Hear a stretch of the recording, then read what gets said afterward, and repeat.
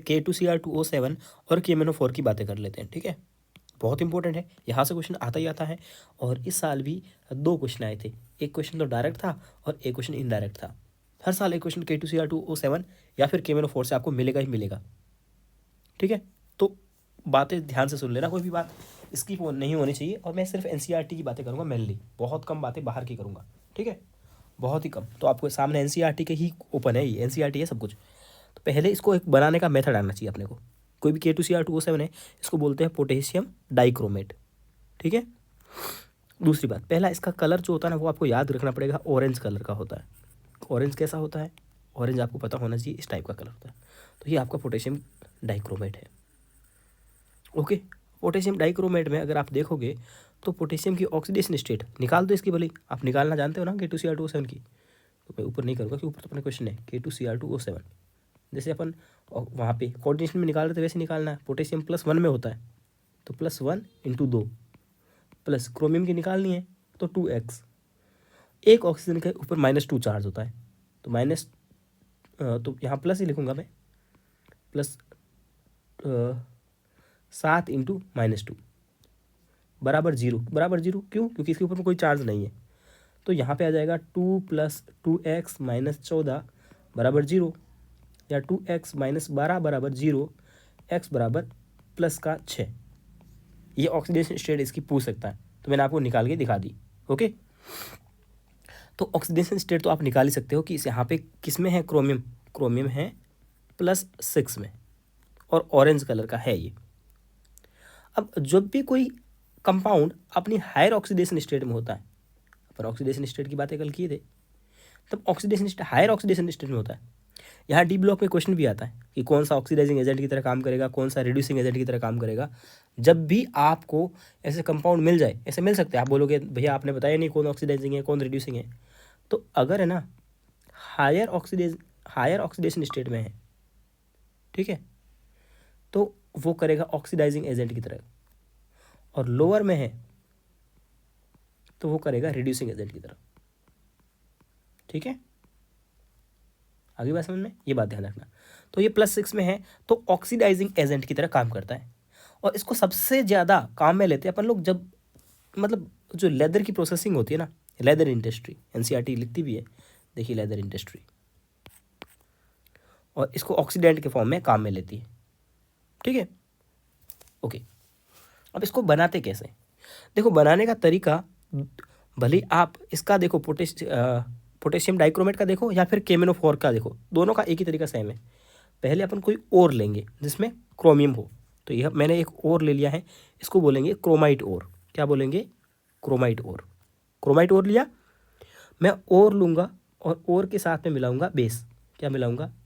Base, और उसको थोड़ी सी हवा खिलाऊंगा, मतलब गर्म कर रहे हैं, सीधी सी बात है, एयर की प्रेजेंस में, ठीक है। तो कोई और लिया और उसके साथ बेस के साथ में उसको हीट किया तो क्या बना? CO2 रिलीज हो गई, क्योंकि यहाँ CO2 था, आपको पता है ये रिएक्शन करेगा तो ये डिकम्पोज नहीं होता, बट रिएक्शन करेगा तो यहाँ से CO2, ये डिकम्पोज तो नहीं होता, अपन एस ब्लॉक में पढ़ते हैं, बट यहाँ से जब रिएक्शन होगी तो डिस्प्लेसमेंट हो सकता है, तो CO2 बाहर निकल जाएगी और ये बनेगा NaCrO4, ठीक है, NaCrO4 बन गया। अब NaCrO4 तो अपने को नहीं चाहिए था, अब इसकी रिएक्शन आगे और करवाते हैं फर्दर। फिर हमेशा जो भी यहाँ प्रोडक्ट बनेगा, इस प्रोडक्ट में हमेशा अपन एसिड मिलाएंगे, ये फिक्स पैटर्न है, आप देख लो भाई, बेस मिलाओ और में बेस मिलाओ, प्रोडक्ट में एसिड बनाओ, वो बनेगा, मतलब जो चाहिए अपने को या उसके जैसा बनेगा, ठीक है।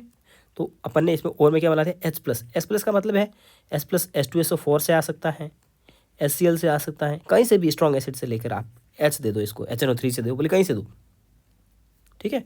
तो ये बन गया Na2Cr2O7 बन गया। क्या वो है जो अपने को चाहिए? नहीं, अपने को तो K2Cr2O7 चाहिए। ये क्या है? Na2Cr2O7 है, ये नहीं चाहिए था अपने को। तो अब अपने को क्या करेंगे, यहाँ पोटेशियम चाहिए अपने को, तो अब इसको वो नहीं, उसके जैसा बनाए, उसके जैसा बनाए तो इसको सोडियम को हटा दो और उसकी जगह पोटेशियम लगा लो, ये बन गया आपका प्रोडक्ट। याद रखने के लिए आसान था, और लिया क्रोमाइट, और में बेस मिलाया, बेस मिला करके हीट किया, ऑक्सीजन की प्रेजेंस में प्रोडक्ट मिला, प्रोडक्ट में एसिड मिलाया तो उसके जैसा बन गया, उसके जैसा बन गया। क्या कमी थी? पोटेशियम की कमी थी, तो पोटेशियम का सॉल्ट ला के उसके साथ में रख दिया, डिस्प्लेस हो गया और K2Cr2O7 बन गया। एक ये बात तो एनसीईआरटी की हुई। एक बात आउट ऑफ एनसीईआरटी की मैं यहाँ लिखूंगा। देखो, एक होता है K2Cr2O7 Cr2O7 और एक होता है Na2Cr2O7। जब अपन ट्राइट्रेशन करते हैं, ट्राइट्रेशन तो आपको पता ही होगी ना, जो अपन स्कूलिंग में करते थे 11th में और 12th में। जब ट्राइट्रेशन करते हैं, अब MBBS फर्स्ट ईयर में होगी आपकी ट्राइट्रेशन बायोकेमिस्ट्री में, ठीक है। तो ट्राइट्रेशन करते हैं तो K2Cr2O7 को सेलेक्ट करते हैं, Na2Cr2O7 को नहीं। क्यों? क्योंकि ये हाइड्रोस्कोपिक होता है। मतलब देखो, आपकी रीडिंग आनी थी, ये मान लीजिए अगर आपने K2Cr2O7 लिया, मान लेते ये लिया, तो रीडिंग आनी थी 5 ml, 5.5 ml, ठीक है। ये आंसर था अपना, आपने ले लिया, ठीक है, कोई दिक्कत नहीं। लेकिन अगर आपने Na2Cr2O7 लिया तो रीडिंग आनी थी 5.5, बट अब आ रही है 5.8। अब बोलोगे 5.8 कहाँ से आई? तो ये है हाइड्रोस्कोपिक, मतलब आसपास जितनी भी ह्यूमिडिटी होगी, नमी होगी, उस नमी को ये एब्जॉर्ब कर लेगा और एब्जॉर्ब करके उसको पानी में बना देगा और अपनी रीडिंग में इंक्रीजमेंट कर लेता है। तो ये क्वेश्चन आया हुआ है, आउट ऑफ एनसीईआरटी है, आया हुआ है, आपको समझ में आ गया कि भाई जब अपन ट्राइट्रेशन करते हैं तो K2Cr2O7 को ज़्यादा प्रायोरिटी देते हैं। रीज़न ये है कि Na2Cr2O7 हाइड्रोस्कोपिक होता है, वो पानी को इकट्ठा कर लेते हैं इधर से। आगे बात समझ में सॉरी हो गया। चलो, उसके बाद में ये वाली चीज़ है ना, इसको है ना एनसीईआरटी तो सिंपल लिखती है, बट जो मॉड्यूल वाले लोग हैं वो बड़े फैंसी स्टाइल में लिखते हैं। फैंसी स्टाइल में कैसे लिखते हैं? देखो, आपको पहले तो इनकी ये कलर याद होना चाहिए। क्रोमियम K2Cr2O7 का ऑरेंज कलर था, और यहाँ जो ये आपका CrO4 बना है, इसका कलर होता है आपका येलो। कैसा होता है? येलो कलर का होता है। इसका कलर भी आपको याद होना चाहिए। कैसा होता है ये? येलो इन कलर होता है, ठीक है, येलो कलर का होता है। तो एक ट्रिक होती है बॉय, ये रिएक्शन ऐसे ले जाओगे, एक रिएक्शन ऐसे ले जाओगे। एक होगा बेसिक मीडियम, मतलब कि basic medium, B for basic medium. Basic medium मतलब OH माइनस, तो ये देखो OH माइनस हुआ ना बेसिक मीडियम, ये बेसिक मीडियम की रिएक्शन है। दोनों रिएक्शन को मैं एक साथ लिख रहा हूँ, फिर अलग अलग लिख देंगे। तो बेसिक मीडियम, बेसिक मीडियम में क्या होता है? ऑरेंज से येलो हो जाता है, ऑरेंज से येलो हो जाएगा। ऑरेंज कौन है? ऑरेंज से येलो होगा। अब ऑरेंज कौन सा? मतलब ऑरेंज मतलब K2Cr2O7, येलो मतलब CrO4। यहाँ पोटेशियम हटाओगे तो यहाँ -2 का चार्ज रहेगा, ठीक है। तो देखो ये रिएक्शन हुई कि नहीं हुई कि यही। अब कभी कभी पीएच भी लिख देता है यहाँ पे, तो पीएच भी याद रखना। अब पीएच तो आपको पता होना चाहिए, बेसिक दिया है तो मतलब पीएच 7 से ज़्यादा होगी। यहाँ आपको पीएच दे देगा, पीएच कितनी होगी? मोर देन 7 होगी, ठीक है। यहाँ H+ देगा, H+ देगा तो क्या हो जाएगा? येलो से रिएक्शन, देखो रिएक्शन का एरो देखो, इधर से इधर आ रहा है, समझ गया ना? ऐसे लिख दीजिए तो क्या होगा? येलो से ऑरेंज हो जाएगा। तो आई बात समझ में? ये दोनों रिएक्शन आपको पीएच लिखा ना इसने एनसीईआरटी ने भी, तो ये होता है। उसके बाद में क्रोमेट आयन और डाइक्रोमेट आयन की आपको स्ट्रक्चर आनी चाहिए, जैसे एनसीईआरटी ने दी हुई है। बॉन्ड एंगल का भी थोड़ा आइडिया, रफ आइडिया रख लेना, ठीक है।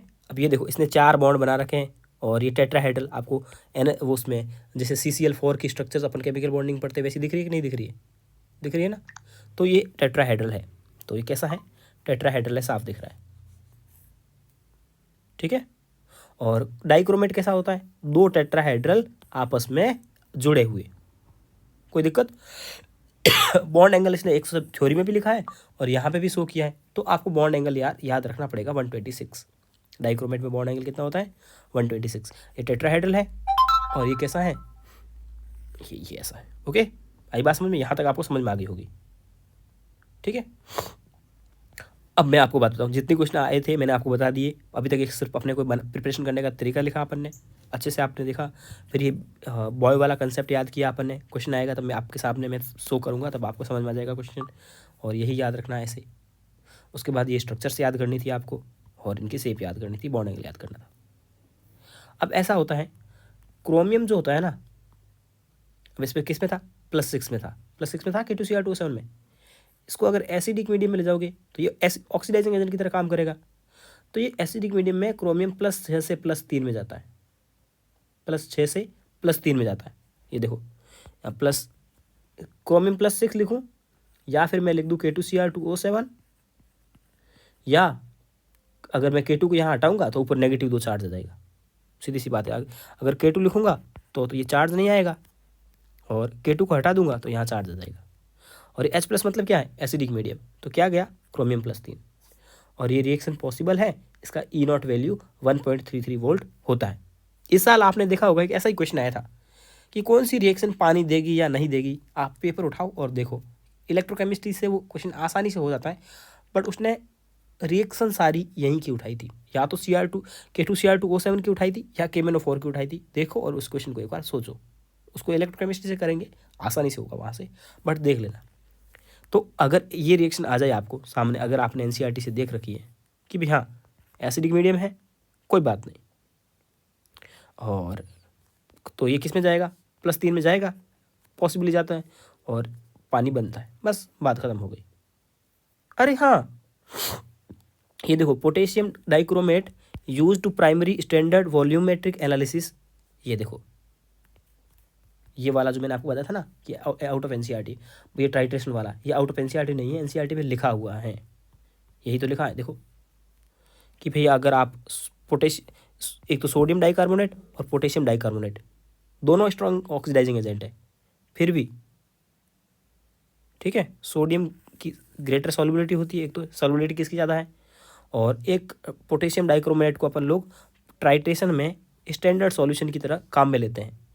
क्यों, क्योंकि वो इजीली अच्छी सी रीडिंग देता है। और सोडियम डाइकार्बोनेट लोगे तो वो क्या करेगा, आसपास की ह्यूमिडिटी को एब्जॉर्ब कर लेगा। तो ये NCERT की लाइन थी। अब ये K2Cr2O7 है, तो ये क्या करेगा, दूसरों का ऑक्सीडेशन करेगा। अगर I- है तो यहाँ पे आयोडीन -1 ऑक्सीडेशन स्टेट है। अब इसका ऑक्सीडेशन करोगे तो क्या करोगे, रिएक्शन आसान है। I- है तो I- को किस में बदल देगा, इसकी अगली ऑक्सीडेशन स्टेट में। यहाँ -1 में है तो अगला किस में चला जाएगा, 0 में चली जाएगी। तो हो गया इसका ऑक्सीडेशन, इसका ऑक्सीडेशन कर लिया। SN+2 में था, अब इसकी अगली ऑक्सीडेशन स्टेट कौन सी है, +4 होती है, तो +4 में ले जाके पटक दिया। Fe+2 में था, अगली क्या होती है, Fe+3 होती है, बस ऑक्सीडेशन करवा के छोड़ दिया। H2S यहाँ कितने में है, -2 में, अगली क्या होगी, 0, -2 से 0 में पटक दिया। बहुत आसान है। ये रिएक्शन से ये कहना चाह रहा है कि ये रिएक्शन ऐसा नहीं है कि आयोडीन की अकेली इतनी सी रिएक्शन है या आयरन की इतनी सी अकेली रिएक्शन है। अगर पूरी रिएक्शन लिखोगी ना तो आपको आयोडीन के साथ साथ में लेफ्ट साइड में ये लिखना पड़ेगा, प्लस राइट साइड में क्या लिखोगे, सॉरी इतना नहीं, इतना लिखना पड़ेगा। राइट साइड में ये प्लस ये लिखोगे, तब आपकी रिएक्शन पूरी होगी। ये भी एक हाफ सेल रिएक्शन है, ये भी आप हाफ सेल रिएक्शन है। जैसे इसने आयरन वाले को दिखाया है, देखो 6Fe+, ये देखो 6Fe+, बाकी क्या लेगा, ये वाला पोर्शन लेगा, ये वाला पोर्शन लिया, ठीक है। 6 इलेक्ट्रॉन क्यों नहीं, 6 इलेक्ट्रॉन ये और ये कट जाएंगे आपस में, इसीलिए नहीं लिया। 2 क्रोमियम, वापस 2 क्रोमियम, 7 H2O और एक 6Fe+3। तो जब पूरी रिएक्शन लिखेंगे ना तब इन दोनों को कंबाइन करके लिखेंगे। भले आप इसने एक ही रिएक्शन कंबाइन करके दिखाई है, आप कोई सी भी चारों में से कम आपसे पूछेगा, आपको कंबाइन करके दिखानी पड़ेगी, दूसरों का ऑक्सीडेशन करेगा। तो कोई हार्ड था क्या, कुछ भी हार्ड नहीं था, सारी चीज़ें आपको समझ में आई है, ठीक है। बढ़ते हैं अपन आगे। अगला आता है KMnO4। वहाँ पे 2 चीज़ों का अपन ने कलर याद किए थे, और यहाँ KMnO4 के सबकी बात बता दूँ मैं आपको, सबका कलर का रीजन, इनके सबके कलर होते हैं, इसका कलर होता है पर्पल कलर का ये, ठीक है। इनके सबके कलर की जो कारण होता है वो होता है charge transfer spectra, charge transfer spectrum, okay. चलो यहाँ पे भी KMnO4 में मैग्नीज है +7 में, अगर आप निकाल के देखोगे तो आपको पता लग जाएगा, कोई दिक्कत। ये भी ऑक्सीडाइजिंग एजेंट की तरह काम करेगा जैसे KNO3 काम करता है, बस हाँ, बस आपको याद रखो ऑक्सीडाइजिंग एजेंट की तरह काम करेगा। अब इसको बनाने का तरीका क्या है, वहाँ क्या किया था अपन ने, देखो वापस इसी को देखो, और लेंगे, बेस मिलाएंगे, O2 देंगे, प्रोडक्ट मिलेगा, प्रोडक्ट में एसिड मिलाएंगे, या तो वो मिलेगा या उसके जैसा मिलेगा। तो वहाँ तो क्रोमाइट और लिया था, यहाँ कौन सा और लेंगे, यहाँ और लेंगे MnO2 लेंगे, और में मिलाएंगे बेस। अब बेस कौन सा मिला दिया, KOH, साथ में इसको क्या करेंगे, थोड़ी सी हवा खिलाएंगे, तो क्या बनेगा, कुछ प्रोडक्ट बनेगा, ये K2MnO4 बन गया। K2MnO4 बना। K2MnO4 में क्या करोगे? अब K2MnO4, अब K2MnO4 लिखो, या पोटेशियम को हटाओगे तो पीछे क्या बचा? MnO4 -2, एक ही बात है, ठीक है। तो जो K2MnO4 था उसमें क्या मिलाओगे? H+ मतलब एसिड मिलाया, तो ये तो उसके जैसा बन गया MnO4। MnO4 बोलो या KMnO4 बोलो, एक ही बात है। तो डायरेक्ट वही ये लो, आप क्या बोलते हैं इसको, सॉरी एक मिनट है ना, सॉरी गलत नहीं लिखा उसके लिए सॉरी नहीं, नाक खराब है उसके लिए सॉरी बोल रहा हूँ आपको कि हाँ, एक और लोगे, और में बेस मिलाओगे, हवा खिलाओगे, कुछ बनेगा प्रोडक्ट में एसिड मिलाओगे, तो आपको या तो वो प्रोडक्ट मिल जाएगा जो आपको चाहिए, या फिर उसके जैसा मिलेगा, जैसा मिले तो उसको डिस्प्लेस कर दो, ठीक है, हो गया। और इस और का नाम होता है पायरोसुलाइट। याद करने की कोई ज़रूरत नहीं है, एनसीईआरटी में नहीं है, ओके, इसलिए मैं ज़्यादा जोर नहीं दे रहा हूँ, ओके। अब ये भी तो ऑक्सीडाइजिंग एजेंट है, तो दूसरों का करेगा ऑक्सीडेशन, Mn+2। अब मैं एक आपको चीज़ लिखा रहा हूँ यहाँ पे, याद रखना, देखो ANB, A4 acidic, B4 N4 या तो बोलेगा न्यूट्रल, या एक वर्ड है सुंदर सा एनसीईआरटी में, क्या है, क्या वर्ड है ये,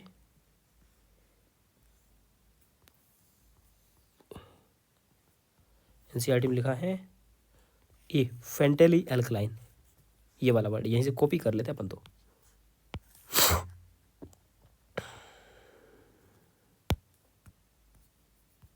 चलिए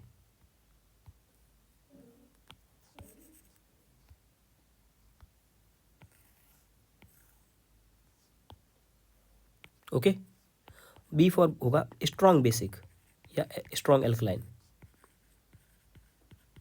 N का मतलब है ना न्यूट्रल या फिर बेसिक, इसका मतलब क्या होगा? बेसिक। और इस B का मतलब क्या है? Strong basic. बाप रे, ठीक है। अगर आप एसिडिक मीडियम लेते हो तो मैग्नीज पहले KMnO4 में किस में था? +7 में था। +7 में से कहाँ में जाएगा? Mn+7 से, सब पहले शुरुआत में Mn+7 में ही है, +7 से कहाँ जाएगा ये? ऐसे याद रखो, ANB, और यहाँ जाएगा 2 4 6। ये क्वेश्चन है ना 3 बार नीट में पूछा हुआ है। अभी लेटेस्ट कब पूछा था? 2022 में, हाँ 2022 में पूछा। आप पेपर उठाओ इसी साल का और देखो, उसने बोला है न्यूट्रल, और फिर ये लाइन डायरेक्ट लिखी है, इस मीडियम में KMnO4 कहाँ से कहाँ जाता है? तो कहाँ से कहाँ जा रहा है? +7 से +4 जा रहा है। ये इन्फॉर्मेशन आपको याद होनी चाहिए, क्वेश्चन आता ही आता। आप टेस्ट दोगे अभी एलन आकाश के, तब आपके सामने क्वेश्चन खूब सारे मिलेंगे आपको, ठीक है। 12 बज गए रात के, उसी का अलार्म था, ठीक है। तो ये बातें आपको पता होनी चाहिए, आप लिख लो अच्छे से, पता होनी चाहिए, ठीक है। वैलेंस फैक्टर भी कभी कभी काम आ जाता है। वैलेंस फैक्टर +7 से, अब मैं पेन चेंज कर लेता हूँ आपके लिए, 7 से 2 कितना का डिफरेंस आया? 5 का। ये वैलेंस फैक्टर है, ठीक क्या है? Valence factor. ये आपके जब रेडॉक्स पढ़ते हैं तब काम आएगा। अब याद रख लो, 7 से 4 कितने का वैलेंस फैक्टर आएगा, और 7 से 6 1 का डिफरेंस। ये सब वैलेंस फैक्टर है इनके, ठीक है। आगे बात समझ में, ये बात आपको याद करनी है, लर्न करनी है, ओके। ये क्वेश्चन अभी 2022 में लेटेस्ट आया है, उससे पहले भी बहुत बार आ चुका है। आगे बढ़ते हैं। अब ये Mn+2 है, MnO4 में जा रहा है, और ये वाली रिएक्शन आप याद कर लो तो बढ़िया है। इसको बोलते हैं डिस्प्रपोर्शनेशन। तो थोड़ी सी याद रखना कि ये वाली रिएक्शन बहुत बार आती है अपने पास में, कोई मतलब नहीं है ये बोलेगा डिस्प्रपोर्शनेशन है या नहीं है, बस यही पूछेगा। यहाँ +7 में है, यहाँ चला गया आपका +2 में, यहाँ +4 में, तो ये डिस्प्रपोर्शन नहीं है, क्योंकि इसका भी रिडक्शन हुआ है और इसका भी रिडक्शन हुआ है। देख लो बोलिए आप, है ना, दोनों का रिडक्शन ही हुआ है। 4 दूनी 8, सॉरी ये +6 में गया है, हाँ कोई बात नहीं, फिर भी दोनों का रिडक्शन ही हुआ है, तो ये डिस्प्रपोर्शनेशन नहीं होती है। ऐसा इस क्वेश्चन इस टाइप का पूछता है। तो एक क्वेश्चन तो ये बना हुआ था, ये वाला, इसी टेबल से 3 बार नीट में क्वेश्चन आया है, आपका हो जाएगा। दोबारा क्वेश्चन यही आते हैं ना, इसीलिए मैं बोल रहा हूँ। ऐसा नहीं केमिकल बॉन्डिंग है वेरिएबल क्वेश्चन आएंगे, नहीं, यहाँ तो यही आएंगे जो पहले आ चुके हैं। चलो उसके बाद में अपन इसकी स्ट्रक्चर्स की बात करते हैं। 2019 या 18 में 2 बार क्वेश्चन आया हुआ है इसके स्ट्रक्चर से। एक तो है आपके पास में मैग्नेट आयन और एक आपके पास में पर मैग्नेट आयन। दोनों की शेप आपको टेट्राहेड्रल दिख रही होगी। कलर याद करना, ये ग्रीन कलर का है, ये पर्पल कलर का है। अब कलर क्यों है? Charge transfer spectra. ठीक है, कोई दिक्कत? दूसरी बात, हाइब्रिडाइजेशन निकालोगे, 1 बॉन्ड 2 बॉन्ड 3 बॉन्ड 4 बॉन्ड और लॉन पेयर होते नहीं है डी ब्लॉक वालों के पास में, तो sp3, इसका भी sp3। अब कभी कभी लफड़ा क्या करता है, sp3 का एक अजीब हाइब्रिडाइजेशन लिखता है D3s, IIT वगैरह में जेई में पूछते हैं, तो मैं लिख दे रहा हूँ आपको। दोनों का हाइब्रिडाइजेशन एक जैसा आया है, D3s या sp3। अगर ये ऑप्शन में हो तो इस पर क्लिक करना, ठीक है। सॉरी, कोई दिक्कत नहीं होगी। अपन ने इनकी शेप की बात कर ली, टेट्राहेड्रल आए, हाइब्रिडाइजेशन देख लिया, sp3 आ रहा है। क्यों? 4 बॉन्ड है, सीधी सी बात है। पाई को गिनत काउंट नहीं करते, 4 बॉन्ड है total bond plus lone pair, तो sp3 हाइब्रिडेशन है। sp3 कई बार ऑप्शन में नहीं होता तो अपन D3s लगाएंगे। ओके, शेप कैसी हो गई? टेट्राहेड्रल, दोनों की दिख भी रहे हैं टेट्राहेड्रल, काम हो जाएगा अपना। ओके, अगला इसका मैग्नेटिक बिहेवियर 18 या 19 में, एक बार आप क्वेश्चन भले कंफर्म कर लेना ईयर, मुझे अब याद नहीं आ रहा है कौन से ईयर में आया था, बट इनकी याद करते हैं अपन। देखो ये क्या है, M है, N है, Mn है, O4 है चार्ज कितना ऊपर नेगेटिव का? 2 -2। ये क्या है? MnO4 -1। तो फॉर्मूला भी याद होना चाहिए। मैग्नेट मतलब MnO4 -2, पर मैग्नेट मतलब MnO4 -1। ओके, चलो यहाँ ऑक्सीडेशन स्टेट निकालोगे तो कैसा आएगा? मैग्नीज का आप मान लोगे x, मैग्नीज का कितना मानोगे? x मान लोगे। MnO4 का यहाँ निकालते हैं, MnO4 -2 यानी मैग्नेट, इसका x मानोगे और प्लस 4 इंटू -2, क्योंकि एक ऑक्सीजन के ऊपर -2 चार्ज होता है, बराबर -2। तो यहाँ आ जाएगा आपका x बराबर +6। तो ये आपका +6 में है, यहाँ किस में है? +6 में है। चलो हो गया सॉल्व। अब अगला आते हैं MnO4 पर मैग्नेट में, x + 4 इंटू -2 बराबर -1, तो x बराबर +7। ये आपका +7 में है। सॉरी, मैग्नीज है, मैग्नीज मतलब मैग्नीज का जलन इलेक्ट्रॉनिक कन्फिग्रेशन होता है D5S2 होता है, 3D5 4S2। अब यहाँ +6 में है तो 6 इलेक्ट्रॉन इसमें से हटा दोगे, 2 यहाँ से हटाओगे, 4 हटाओ यहाँ से हटाओगे, तो इसका इलेक्ट्रॉनिक कन्फिग्रेशन क्या बचेगा? D1 बचेगा D1। D1 का मतलब है एक अनपेयर्ड इलेक्ट्रॉन। तो मैग्नेटिक प्रॉपर्टी कैसी होगी? पैरामैग्नेटिक हो गई, पैरामैग्नेटिक, अनपेयर्ड इलेक्ट्रॉन की वजह से पैरामैग्नेटिक। अरे यार, पैरामैग्नेटिक। इसका इलेक्ट्रॉन D7 में है तो 7 के 7 इलेक्ट्रॉन चले जाएंगे, तो क्या बचेगा? D0 मतलब अनपेयर्ड इलेक्ट्रॉन है ही नहीं, अनपेयर्ड इलेक्ट्रॉन नहीं है तो कैसा होगा? डायामैग्नेटिक। 2018 या 19 का पेपर उठाना, आपको मिल जाएगा ये क्वेश्चन। बात समझ में आई? हाइब्रिडाइजेशन की बात की, ऑक्सीडेशन स्टेट की बात की, कन्फिग्रेशन की बात की, मैग्नेटिक प्रॉपर्टी की बात की। उसके बाद में इसमें पाई बॉन्ड कैसा है, ये भी 2018 या 19 में उसी साल आए थे, दोनों क्वेश्चन आए थे डी ब्लॉक से, दोनों यहीं से आए थे। अब देखो इनमें देखो हाइब्रिडाइजेशन कैसा है, sp3 है। आप एक केमिकल बॉन्डिंग की बात याद करो, मैं यहाँ लिखूंगा और फिर मिटा दूंगा। अपन ने बोला था हाइब्रिडाइजेशन अगर sp है तो सारे के सारे बॉन्ड होते हैं p पाई। अगर नहीं बताया तो अभी यहाँ लिख दो। अगर हाइब्रिडाइजेशन sp आ जाता है किसी केमिकल का मॉलिक्यूल का, तो उसका सारे के सारे बॉन्ड p पाई होते हैं। sp2 हाइब्रिडाइजेशन अगर आ जाए तो उसके आते हैं पहला बॉन्ड p पाई और बाकी वाले p pi d pi. First and पहला, ये हो गया रेस्ट, मतलब बाकी के सारे। और अगर आपके पास में हाइब्रिडाइजेशन sp3 आ जाए तो क्या होगा? सारे के सारे बॉन्ड हो गए p पाई d पाई। ये आप इन्फॉर्मेशन मिटा नहीं रहा हूँ मैं आपके लिए, आप लिख लो। अगर मैंने केमिकल बॉन्डिंग में नहीं लिखाई हो तो यही काम आती है, यहीं से आपका काम हो जाएगा। पाई बॉन्ड के टाइप, ठीक है। तो यहाँ आपका हाइब्रिडाइजेशन sp3 है, तो ये सारे बॉन्ड कैसे होंगे? p पाई डी पाई। तो कुछ ऐसा स्टेटमेंट वाला क्वेश्चन था। तो सारे के सारे इसमें कितने पी पाई डी पाई बॉन्ड है? 2। इसमें कितने हैं? 2, सॉरी 3, है ना, 1 2 3। ओके, आगे बात समझ में? चलो, ये इन्फॉर्मेशन यहाँ लिखी हुई भी है ना, ये नीट में आई थी। पी ऑर्बिटल्स किसका? ऑक्सीजन का। और डी किसका? मैग्नीज का। सीधी सी बात है ना। तो मैंने आपको यहाँ पे ये अच्छे से बता दिया, आपको हो जाएगा। ये 1 अनपेयर्ड इलेक्ट्रॉन है तो पैरामैग्नेटिक होगा, लिखा मैंने। और ये एक वाला डायामैग्नेटिक होगा, पर मैग्नेट है जो डायामैग्नेटिक होगा, मैग्नेटिक प्रॉपर्टी। ये दोनों लाइनें नीट में एक साल ही आई थी, ठीक है। सॉरी, यहाँ ये क्या है? ये है ऑक्जेलिक एसिड। यहाँ भी H+ होगा, यहाँ भी H होगा, इसमें लिखते नहीं ये लोग सारे, ठीक है। ये ऑक्जेलिक एसिड है, इसको बोलते हैं ऑक्जेलिक एसिड।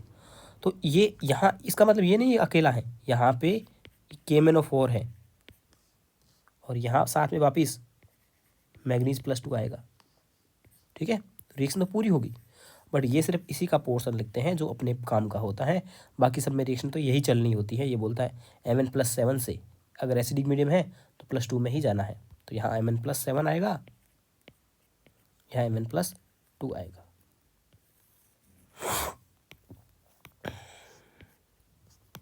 ओके, तो ये इसका ऑक्सीडेशन करके CO2 बना देगा, Fe2 से Fe3 बना देगा, NO2 से NO3 बना देगा। और भाई ऑक्सीडेशन कर रहा है, I- से I2 बना देगा। तो ये सबका क्या किया? ऑक्सीडेशन कर लिया। तो ये रिएक्शन कोई रटने वाली नहीं है, आसान थी। ये वाला क्वेश्चन इस साल आया था, बट इसने इलेक्ट्रोकेमिस्ट्री यूज़ की थी इसी E0 वैल्यू को यूज़ करते हुए। कौन सी रिएक्शन में पानी बनेगा? तो इसमें पानी बन रहा है, देखो ऐसा ही क्वेश्चन था। आप देखना, मुझे सही से याद नहीं आ रहा है, बट उसको इस मेथड से मत करना। उसमें क्या होगा, इस मेथड से करोगे ना तो फिर आपको E0 वैल्यू याद करनी, ये वो फलाना ढिमकाना होता है। इलेक्ट्रोकेमिस्ट्री से आसानी से हो जाता है, तो अपन इलेक्ट्रोकेमिस्ट्री से करेंगे। बट हाँ, बोल सकते हैं कि इस कंसेप्ट से नीट 2022 में क्वेश्चन आया था, और एक क्वेश्चन यहाँ से आया था नीट 22 में। ओके, इलेक्ट्रॉनिक कन्फिग्रेशन इसके बहुत इंपॉर्टेंट है। आपको आते नहीं है तो आप वीडियो देखो वापस से, केमिकल पीरियोडिक टेबल वाला जा करके, और खुद से लिखने की कोशिश करो। मैं डी ब्लॉक के इलेक्ट्रॉनिक कन्फिग्रेशन या F ब्लॉक के इलेक्ट्रॉनिक कन्फिग्रेशन नहीं करवाने वाला हूँ दोबारा। वो वीडियो जो है ना, अभी मैं प्लेलिस्ट बनाऊंगा इसकी डी और F ब्लॉक की, तब उसमें ये वाली वीडियो भी ऐड कर दूंगा मैं। अब देखो, एसिडिक सॉल्यूशन अभी मैंने बताया था ना, KMnO4 कहाँ से कहाँ जाएगा? Mn+7 से +2 में जाएगा अगर एसिडिक मीडियम है तो।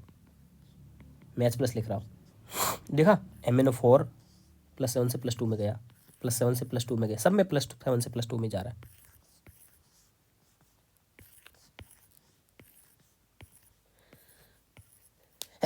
सॉरी, ठीक है, तो सब में +7 से +2 में जा रहा है।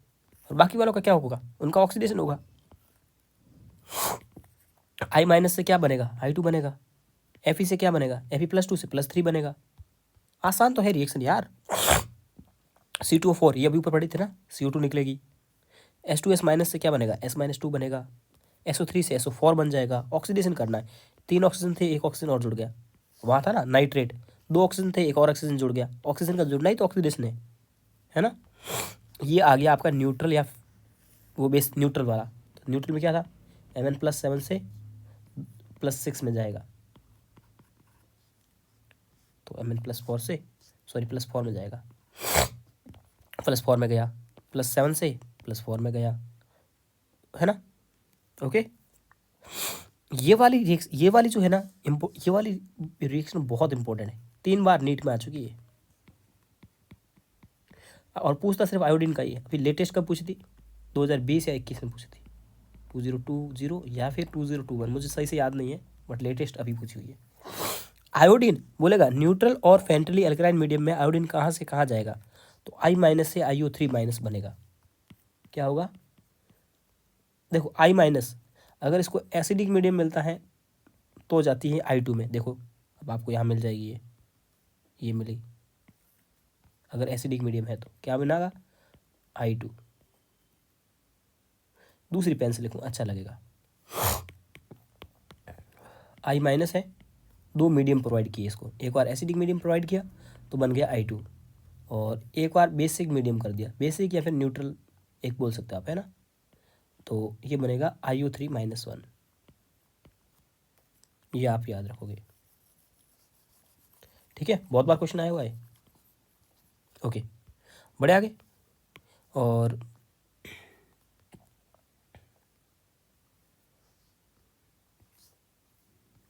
उसके बाद में आज तो मैंने इतना ही लिया है, अरे बाप रे, ख़त्म भी हो गया। चलिए अब आगे थोड़े से क्वेश्चन कर लेते हैं, कोई बात नहीं। क्वेश्चन भी तो ऐड किए ना, इसीलिए कोई मैंने थ्योरी कम ऐड की थी। अब सिर्फ ऐप ब्लॉक बचा है अपना, अपन ने 2 चीज़ें कवर कर ली आज। और ऐप ब्लॉक में मैं इलेक्ट्रॉनिक कन्फिगरेशन तो कराऊंगा नहीं, तो 10 मिनट में ख़त्म हो जाएगा चैप्टर। चलिए, which mix metal is without copper? Brass, bronze, इनकी तो बातें अपन ने की थी। एक पिताजी और एक में Cu प्लस जिंक था और एक में Cu प्लस Sn था। तो अपन ने ये ट्रिक भी बताई थी कि जिंक जिस उसका होगा जिसमें स्पेलिंग में जिंक नहीं आ रहा होगा, इसमें जेड आ रहा है, तो ये ब्रास होगा और ये ब्रॉन्ज होगा। तो इन दोनों में तो कॉपर आ रहा है, ये बोल रहा कौन से में कॉपर नहीं आएगा। ठीक है, जर्मन सिल्वर, तो अपन ने बोला था ना, जर्मन सिल्वर की मैंने बात की थी कि जर्मन सिल्वर वो होता है जो नकली गहने बोलते हैं, जिसे खोटा सोना बोलते हैं, है ना। तो इसमें कॉपर वगैरह डाल रहे थे, बताया तो था मैंने आपको जब एलॉय फॉर्मेशन बता रहा था। तो इसका आंसर क्या जाएगा? सोल्डर। सोल्डर मतलब अपन आपने देखा होगा मोबाइल की जो वायरिंग वगैरह को सोल्ड करते हैं ऐसे सर्किट को, तो वो सोल्डर की एक वायर होता है, वो एल्यूमिनियम का वायर होता है। और थोड़ा बहुत मिस मेटल होता होगा, मुझे नहीं पता, पूरा आइडिया नहीं मुझे, बट हाँ ये तो इसमें कॉपर नहीं होगा। बोलता है in the first transition element मतलब सीरीज, मतलब जो स्कैंडियम से लेकर के जिंक तक जाती है वो वाली फर्स्ट सीरीज 21 से लेकर के 30 तक। Melting point of zinc is low. अब अपन ने बोला था कि जिंक का मेल्टिंग पॉइंट जो होता है, जिंक कैडमियम मरकरी का मेल्टिंग पॉइंट बॉइलिंग पॉइंट लो होता है। क्या रीज़न होता है? तो अपन ने मेल्टिंग पॉइंट बॉइलिंग पॉइंट के पीछे कंसेप्ट क्या पढ़ा था? एमपी के पीछे कंसेप्ट क्या पढ़ा था कि मेल्टिंग पॉइंट बॉइलिंग पॉइंट पहले इंक्रीज होते हैं फिर डिक्रीज होते हैं। क्यों? क्योंकि अनपेयर्ड इलेक्ट्रॉन, ये बात मैंने बोली थी। अनपेयर्ड इलेक्ट्रॉन, मैंने बोला था मेल्टिंग पॉइंट बॉइलिंग पॉइंट एक तो मेटेलिक बॉन्ड पे डिपेंड करेगा और दूसरा डिपेंड करेगा कोवेलेंट बॉन्ड के ऊपर। और कोवेलेंट बॉन्ड कैसे बन रहे थे? अनपेयर्ड इलेक्ट्रॉन की वजह से। तो जिंक के पास अनपेयर्ड इलेक्ट्रॉन है ही नहीं, इसकी वजह से उसका कम है जिंक कैडमियम मरकरी का। ये बातें अपनी बात हो चुकी थी। कैटलिस्ट के लिए क्या प्रॉपर्टी होनी चाहिए थी? Not essential. सबसे इंपॉर्टेंट जो थी वो वेरिएबल वैलेंसी थी, मैंने बोला सबसे इंपॉर्टेंट है। उसके अलावा खाली ऑर्बिटल होगा चलेगा, फ्री वैलेंसी सरफेस पे होगी चलेगी, वैलेंसी तो होगी तभी तो काम चलेगा भाई। एम्प्टी ऑर्बिटल है, मतलब कि अगर मान लो D5 है तो कुछ उसके ऊपर पॉजिटिव चार्ज नेगेटिव चार्ज आएगा तो उसकी वैलेंसी होगी। अब जिंक वगैरह की कुछ वैलेंसी नहीं होती है। तो ये 3 कंडीशन होती हैं, ये आपको रटने को बोला था मैंने, और इसमें से सबसे इंपॉर्टेंट ये थी। कौन सी नहीं है? तो आंसर है 2। क्योंकि कैटलिस्ट की किसी भी मेटल की कैटलिस्ट की तरफ काम करने के लिए ये इनकी प्रॉपर्टीज़ होती हैं जो आपको याद होनी चाहिए। अगर एक आध अपने कल नहीं लिखी है तो आप लिख लो, ये तीनों प्रॉपर्टीज़ होती हैं, जिसमें से सबसे इंपॉर्टेंट होती है, मोस्ट इंपॉर्टेंट यही होती है। तो अगर तीनों में से अगर आता अगर देखो ये क्वेश्चन अगर यहाँ नॉट नहीं होता तो क्या आंसर क्या जाता? 1 जाता। और यहाँ अगर ये थर्ड ये नहीं होकर के ये थर्ड होता और यहाँ फोर्थ में ऑल होता तो क्या जाता आंसर? ऑल जाता। ये सारी बातें मैं आपके साथ डिस्कस कर चुका था। अगला, फ्रॉम क्रोमियम टू निकल नंबर ऑफ बॉन्ड्स। अब यार ये क्वेश्चन मैंने जब पढ़ता था ना तब भी मैं इस क्वेश्चन में थोड़ा बहुत कंफ्यूज था। ये क्वेश्चन मतलब वही है, किताबें वही होती, क्वेश्चन वही होते सारे।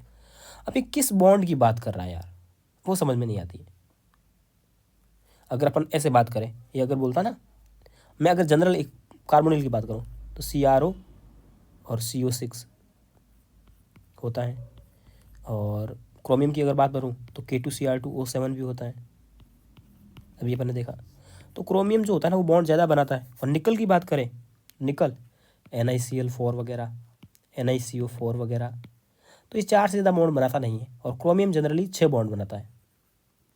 ये लिख लेता हूँ ताकि आपको समझ में आएगा, क्योंकि आपको PDF मिलेगा ये।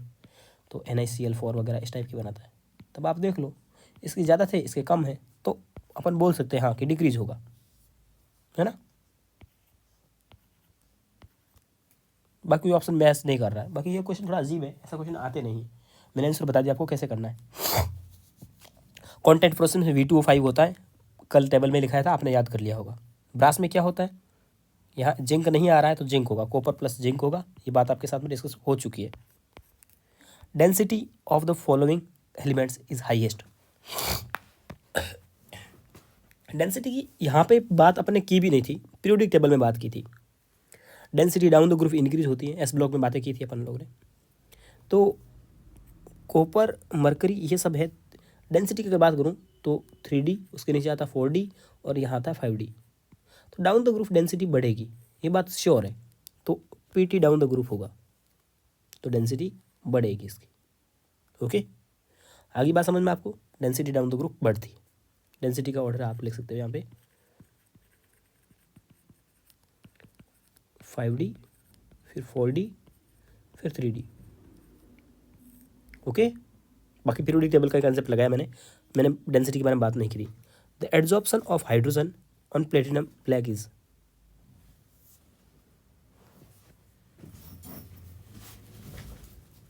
चलिए ये दूसरे चैप्टर का क्वेश्चन आके यहाँ पे चिपका दिया यार, क्या ही बोले यार, बेकार है ये, मतलब क्वेश्चन दूसरे चैप्टर का है। Mercury is transported in the containers made up of.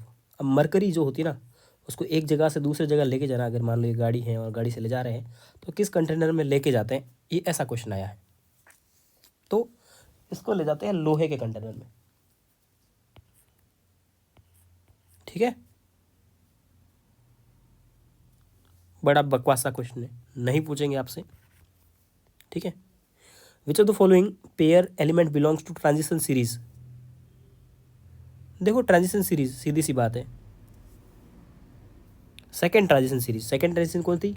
यारी जरा निभा मौत तक रोता रहा पड़ता रहा आग में कूदता रहा, यहाँ यूट्रिबियम से लेकर के कैडमियम तक। तो आयरन तो 3D में आ गया, कॉपर 3D में आ गया, है ना। V और Y कुछ एलिमेंट ही नहीं होते हैं, तो आंसर क्या जाएगा? यही होगा। बड़ा इजी क्वेश्चन था। Scandium plus 3 oxidation state, scandium plus 3 है। स्कैंडियम किस इलेक्ट्रॉनिक कन्फिगरेशन इसका होता है 21, 3 इलेक्ट्रॉन डोनेट कर दिए। पहले मैं बात करता हूँ स्कैंडियम की। तो स्कैंडियम था तब वो 21 नंबर पे था, उसने 3 इलेक्ट्रॉन डोनेट कर दिए तो 18 नंबर पे आ गया। तो अब 18 किसका होता है बताओ, आप बताओ। ये होता है आर्गन का। नियॉन 10 पे होती है और आर्गन 18 पे होती है। क्रिप्टन 36 पे होती है, जीरोन 54 पे होती है। एक बेसिक इनको पीरियोडिक टेबल का क्वेश्चन बोल सकते हैं। डी ब्लॉक का इलेक्ट्रॉनिक कन्फिगरेशन क्या होता है? तो डी जो होता है वो N-1D होता है। तो आसान सा है, और ये अपन पीरियोडिक टेबल में भी कंसेप्ट किए थे, ठीक है। एस में इलेक्ट्रॉन अकेला नहीं होगा और पी बार होगा नहीं, अकेला नहीं होगा, 0 हो सकता है, 1 हो सकता है, 2 हो सकता है, अपन ने देखे भी थे इलेक्ट्रॉनिक कन्फिगरेशन वगैरह। इंटरस्टिशियल कंपाउंड कौन नहीं बनाता है? तो वो छोटे इंटरस्टिशियल कंपाउंड के बारे में अपन ने बात पढ़ी थी, उनकी प्रॉपर्टी पढ़ी थी। मैंने आपको बोला था एक बार NCERT में जाना, प्रॉपर्टी पढ़ना, और उनके जो प्रॉपर्टी बता दी थी, बट मैंने फिर भी बोला था कि NCERT में जाना, एक बार प्रॉपर्टी आप पढ़ना और उसके कौन कौन से कंपाउंड है वो पढ़ लेना। मैंने बोला छोटे छोटे एलिमेंट्स होते हैं ना, उनकी साइज में ट्रैप हो जाता है, कार्बन, नाइट्रोजन, हाइड्रोजन और बोरॉन वगैरह। फास्फोरस बहुत बड़ा होता है इसलिए ये ट्रैप नहीं हो पाएगा, तो इसने यही पूछा कौन सा नहीं होगा। हो गया आंसर। अगला है, देखो पहली सीरीज होती है स्कैंडियम से लेकर के जिंक तक, इसको बोलते हैं 21 से 30 तक फर्स्ट सीरीज। फिर दूसरी होती है यारी जरा निभा से लगा करके कैडमियम तक, ये होती है 39 से 48। ये चीज़ आपको डायरेक्टली याद करने को बोला था मैंने पीरियोडिक टेबल से। ये होती है 3D सीरीज और ये होती है 4D सीरीज, 39 से 48 वाली, ठीक है। कॉइनेज मेटल, अब ये अभी अपन ने पढ़ा नहीं है, बातें करेंगे बाद में। कॉइन मेटल किसको बोलते हैं, ठीक है। ये डी ब्लॉक का ही होता है, निकल वगैरह उसमें होते हैं। सिक्के जो आते हैं ना वो आयरन के साथ में कुछ निकल स्टील वगैरह का होता है। सिक्का स्टील का तो बना होता है, स्टील मतलब डी ब्लॉक के मेटल्स, ट्रांजिशन एलिमेंट्स, ठीक है। वैसे इस क्वेश्चन हो जाएगा आपका यहाँ से। Chromium form most stable compound in the following. Chromium की तो कल अपन ऑक्सीडेशन स्टेट पढ़ी थी, क्रोमियम +3 में स्टेबल होता है। और ये भी रीजन बताया था कि इसमें T2Z में हाफ फिल्ड हो जाता है इलेक्ट्रॉनिक कन्फिग्रेशन, आपको लिखाया था, okay. Manganese will not show +2 oxidation state in. अब यहाँ कैलकुलेट करके देख लो, यहाँ पे इसका x मानोगे, ये 0 बराबर +2, तो यहाँ आ जाएगा +2। ये तो कोऑर्डिनेशन कंपाउंड का टाइप का क्वेश्चन है, तो ये आ गया +2 में आ रहा है, यहाँ तो +2 में है, यहाँ इसका x मानोगे, x माइनस 2 बराबर 0, तो x बराबर +2, ये भी आ गया। यहाँ भी आ जाएगा x, ऑक्सीजन एक अकेला -2 के बराबर होता है, तो ये भी आ गया +2। यहाँ नहीं होगा, निकाल दो बोली, x माइनस 4 बराबर -1, तो x बराबर +3, तो ये वाला नहीं होगा, नहीं पूछा आपने से। देखो मैं आपको कितने सारे क्वेश्चन करवा रहा हूँ, और आपको इतना होना चाहिए कॉन्फिडेंस कि हाँ जो भैया करवा रहे हैं उसी से सारे क्वेश्चन कर रहे हैं वो, तो इसका मतलब है कि थ्योरी इनऑर्गेनिक में एनसीईआरटी वाली सफिशिएंट है, उससे सारे क्वेश्चन बन जाते हैं। एक कुछ कुछ रद्दी से क्वेश्चन नहीं बनते। अगर आप मेरी थ्योरी पूरी फॉलो करते हो तो आपके सारे क्वेश्चन बन जाएंगे। एनसीईआरटी कभी कभार पढ़ लिया करो उठा करके, बाकी क्वेश्चन ज़्यादा से ज़्यादा लगाया करो। आपको कुछ भी डाउट आए तो मैंने आपको किसी को भी मना किया नहीं किया है, मेरे से 4-5 लोग डेली क्वेश्चन पूछते रहते हैं, 1-2 क्वेश्चन, और उनको पता है मेरा कभी एग्ज़ाम वगैरह चलता रहता है, तो फिर मैं उस टाइम नहीं बताता हूँ, तो 1-2 दिन बाद में बता देता हूँ, बट क्वेश्चन का आंसर दे देता हूँ मैं उनको जनरली, ठीक है। या फिर मैं क्वेश्चन का अगर सीधा आंसर नहीं बता रहा हूँ तो मैं बोल देता हूँ कि इस तरीके से करो, तो वो मेहनत तो आपको करनी पड़ेगी ना। या फिर आप डाउट नेट से पूछो, जहाँ से भी पूछो, क्वेश्चन रोज़ करो। अब आपसे आपको देखो सीधी सी बात है, ये आज कल चैप्टर ख़त्म हो जाएगा, फिर पी ब्लॉक के चैप्टर में है ना, पी ब्लॉक में मेरा ऑलमोस्ट मैंने सारा चैप्टर करवा रखा है, तो मैं उसमें 4-5 वीडियो लाऊंगा। मेटलर्जी के 2 वीडियो में चैप्टर ख़त्म हो जाएगा। तो जब चैप्टर ख़त्म हो जाएंगे तो फिर आपको रोज़ के इनऑर्गेनिक के 30 या 35 क्वेश्चन रोज़ के मान लो लगाने हैं। रोज़ 35 क्वेश्चन आज से लेकर के एग्जाम तक लगाओ, आपके इनऑर्गेनिक में पूरे के पूरे नंबर आएंगे, मैं गारंटी देता हूँ। और मेरे पढ़ाई हुए से बाहर कुछ भी नहीं जाएगा, इतनी गारंटी श्योर ले रहा हूँ मैं, ठीक है। अगला है transition metal ion form which type of bond. अब ट्रांजिशन एलिमेंट अब क्या बनाते हैं, ये बनाते हैं लोअर ऑक्सीडेशन स्टेट में जब होते हैं, या किसी भी ऑक्सीडेशन स्टेट में हो, लोअर ऑक्सीडेशन स्टेट, ये थोड़ा सा इसने अच्छा बोल दिया, हायर ऑक्सीडेशन स्टेट में होंगे तब बनाते हैं कोऑर्डिनेट, और लोअर में होते हैं तो आयनिक बनाते हैं। बट ये भी क्वेश्चन मतलब लेवल का नहीं है, ना एनसीईआरटी मेंशन है। नॉट मोर ऑक्सीडेशन स्टेट सोर, अब ये अपन ने डिस्कस कर चुके थे कि स्कैंडियम जो होता है ना वो सिर्फ और सिर्फ +3 ऑक्सीडेशन स्टेट शो करता है ना। मैग्नीज साफ दिख रहा है ना कि कौन सा इसमें से स्टेबल है, +2 स्टेबल है, क्यों, क्योंकि D5 हाफ फिल्ड है। ये बातें मैंने आपको दिखाई भी थी कि कैसे देखना है, बट इसने तो इलेक्ट्रॉनिक कन्फिगरेशन ही लिख दिया। अब बोल रहा है कौन सा डायामैग्नेटिक है, डायामैग्नेटिक मतलब कि अनपेड इलेक्ट्रॉन 0। कोबाल्ट +2 की, पहले कोबाल्ट +2 की बात करते हैं, तो कोबाल्ट +2 मतलब कोबाल्ट का इलेक्ट्रॉनिक कन्फिगरेशन था D6S2, तो ये D6 हो जाएगा, D6 है मतलब कि सारे पेयरिंग हो जाएंगे। कुछ नहीं बोला था, अपनी स्ट्रॉन्ग फील्ड मान के चलेंगे। निकल +2 D8 होता है, ये भी पेयर हो जाएगा। इलेक्ट्रॉनिक कन्फिगरेशन आपको लिखने आने चाहिए। कॉपर +2 D9 होगा, और मरकरी +2 D10 होगा। अब अनपेड इलेक्ट्रॉन किस में है, बड़ा अजीब सा सवाल था। अनपेड इलेक्ट्रॉन इसमें है, इसमें भी हो सकता है, इसमें भी हो सकता है, डिपेंड करेगा। इसमें कितने होंगे, 4 होंगे, है ना। इसमें कितने होंगे, 2 होंगे। इसमें कितने होंगे, 1 होगा। इसमें कितना होगा, 0। ऑप्शन ही ऐसे हैं, लिगेंड मानने की जरूरत ही नहीं है। अगला क्वेश्चन बोलता है कलरलेस कौन है। कलरलेस कौन होते हैं, D0 और D10 वाले कलरलेस होते हैं। तो जिंक +2 D10 है, और स्कैंडियम +3 D0 है, तो ये कलरलेस होंगे, ठीक है। ये आपको इलेक्ट्रॉनिक कन्फिगरेशन तो देखने आने चाहिए और स्पीड में देखने आने चाहिए। मैंने ये क्यों लिखा, मुझे जिंक दिखा तो मुझे D10 समझ में आ गया, तो फिर मैंने स्कैंडियम का देख लिया। ऐसे ही देखते हैं। 0 मैग्नेटिक मोमेंट का मतलब होगा कि अनपेड इलेक्ट्रॉन 0 होगा उसमें, ठीक है। तो अगर अपन बात करें क्रोमियम किस में है, +3 में है।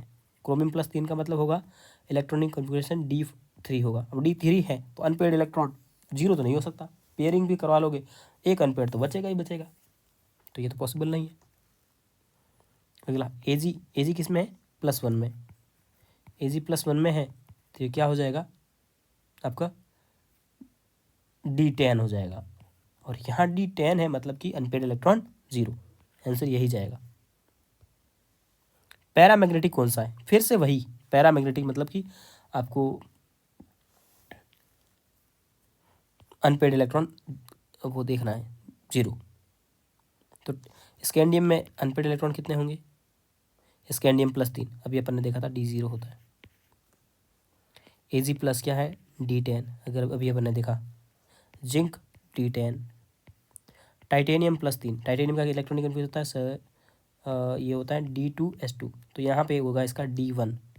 तो यहाँ पे आपको अनपेड इलेक्ट्रॉन मिल रहा है, अनपेड इलेक्ट्रॉन मतलब पैरामैग्नेटिक। तो ये सारा जो भी अपन कर रहे हैं वो तो कोऑर्डिनेशन टाइप का ही तो है, कोऑर्डिनेशन में अपन जो पढ़े थे वही चीज़ें लगा रहे हैं।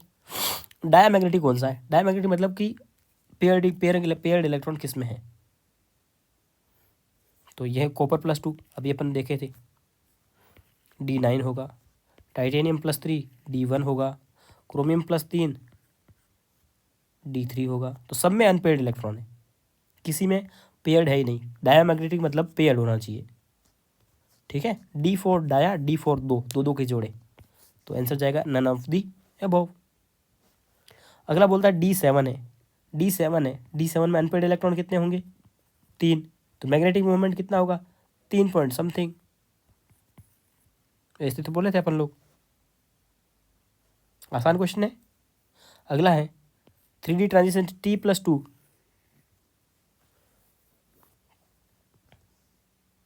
टाइटेनियम +2 में है, और बोल क्या रहा है? टाइटेनियम +2 में है, तो इलेक्ट्रॉनिक कन्फिग्रेशन का क्या होगा? Ti+2 का इलेक्ट्रॉनिक कन्फिग्रेशन लिखना पड़ेगा आपको, तो ये जाएगा D2। तो अनपेड इलेक्ट्रॉन कितने हैं? 2। अब इंक्रीज किस में हो रहा है? आयरन में कितने हैं अनपेड? D6 है, तो अनपेड इलेक्ट्रॉन कितने हुए? 4। ये होगा D6 में, D6 मतलब 4 अनपेड इलेक्ट्रॉन हो गए। यहाँ पूरा लिखता हूँ मैं, D6 और 4 अनपेड इलेक्ट्रॉन। मैग्नीज +2 कितना होगा? D5, कितने अनपेड इलेक्ट्रॉन? 5। क्रोमियम +2, क्रोमियम +2 मतलब D5S1, D4 4 unpaired electron, D8 2 unpaired electron. तो कहाँ तक इंक्रीज हो रहा है? इनसे मैक्सिमम पूछ रहा मतलब। अगला है in the normal condition boast of the stable oxidation state, manganese की क्या होती है? अब देख लो मैग्नीज, देखो मैग्नीज की वैसे अगर एक तो तरीका होता है आप याद भी कर लो, एक होता है आप याद कर इनके Mn+2 में देखोगे तो इसका इलेक्ट्रॉनिक कन्फिग्रेशन आएगा D5। Mn+6 में देखोगे तो इलेक्ट्रॉनिक कन्फिग्रेशन आएगा D1, और Mn4 में देखोगे तो इसका होता है D5S2 होता है। तो 4 में देखो 2 इलेक्ट्रॉन कम करने, D3। अब इनमें से सबसे ज़्यादा स्टेबल ऑक्सीडेशन इलेक्ट्रॉनिक कन्फिग्रेशन कौन सा है?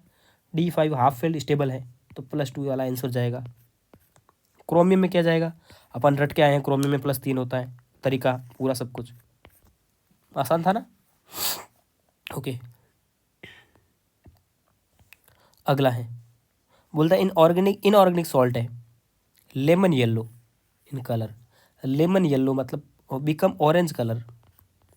अरे ये तो वही आ गया ना, कौन सा? ऑरेंज से येलो बॉय वाला कंसेप्ट, अभी जो आज अपने पढ़ा था पोटेशियम डाइक्रोमेट वाला, पोटेशियम क्रोमेट वाला, CrO4- और फिर बनता था Cr2O7, बॉय वाला बेसिक में ऑरेंज से येलो जा रहा था। आया। अगला है कॉपर +2 का इलेक्ट्रॉनिक कन्फिग्रेशन होता है D9, और कॉपर +1 का होता है D10, ठीक है। तो कौन सा आयन स्टेबल होता है? तो +2 ज़्यादा स्टेबल होता है, सीधी सी बात है। होना ये चाहिए था, होता ये है, इसका रीजन भी पड़ा था, डिस्प्रोपोर्शनेट हो जाता है। कॉपर +1 अगर होता है वो डिस्प्रोपोर्शनेट हो जाता है कॉपर +2 और कॉपर में, है ना। ये वापस वो कलर वाला क्वेश्चन आ गया था, क्या नाम था अपना? बॉय। बेसिक मीडियम में ऑरेंज से येलो जाता, ऑरेंज मतलब Cr2O7, Cr2O7, और यहाँ लिखेंगे बेसिक मीडियम OH, है ना। यहाँ क्या होगा? CrO4 yellow. क्या बोल रहा है? CrO3 is red orange colour nature of, यार CrO3 दे दिया इसने तो,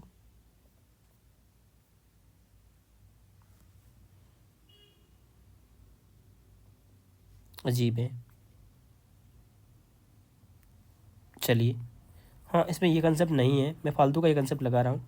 देखो अगर एसिडिक बेसिक, ये मैंने लिखाया ही नहीं था, मैं तभी तो सोच रहा हूँ मैं कुछ चीज़ें कम हो रही है, और एम्फोटेरिक, अगर हायर ऑक्सीडेशन स्टेट आएगी, हायर ऑक्सीडेशन स्टेट आएगी तो वो एसिडिक होगा, उसका ये ऑक्साइड, और लोअर होगा, लोअर ऑक्सीडेशन स्टेट आएगी तो वो बेसिक होगा, और मीडियम ऑक्सीडेशन स्टेट आएगी तो वो एम्फोटेरिक होगा। तो ये क्रोमियम यहाँ पे +6 में आ रहा है, +6 मतलब एसिडिक होगा। ये कंसेप्ट अपने लिखा नहीं था, इसको आप लिख लीजिए, सॉरी, है ना। अब 90 से लेकर के 103 को बोलते हैं अपन लोग एक्टिनॉइड्स। ओके, ठीक है। +4 कौन नहीं दिखाएगा, तो इसका आंसर जाता है, ये एफ ब्लॉक के क्वेश्चन आ गए हैं आई थिंक, और अब एफ ब्लॉक के क्वेश्चन अपन नेक्स्ट वीडियो में चैप्टर को ख़त्म करके फिर करेंगे। ओके बट ठीक है।